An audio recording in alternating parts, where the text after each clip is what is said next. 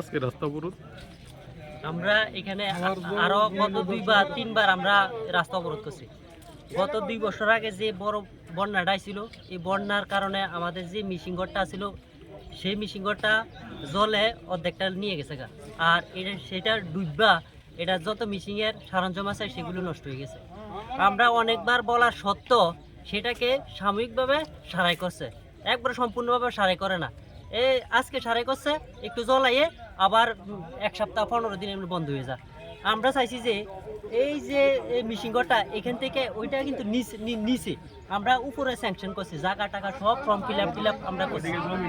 তো ওইদিকে জমিটা কম, তো ওইখান থেকে নিচের থেকে উপরে জলটা উঠতে সমস্যা হয়ে যায়। তো আমরা বারবার বলার সত্ত্বেও আমাদেরকে আশ্বাস দেয়।